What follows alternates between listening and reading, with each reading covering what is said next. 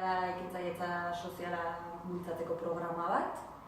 Ekintzailetza soziala bultzatzeko programa bat dela esaten dugu, uste dugulako orain momentu batean gaudela, baina ekintzailetza bere horretan ez dela neutroa. Hau da, logika, produkzio eta banaketa eta kontsumo logika batean dagoen ekonomia batean gaude, eta ekintzailetza sustatzen baldin badugu, ari gara logika bera elikatzen, lanaren antolamendu bera elikatzen, eta orduan guk uste dugu unea dela buelta bat emateko horri, baita ekintzailetza sustatze hori bera delako sistemak lana sortzeko duen gabezian adierazpena.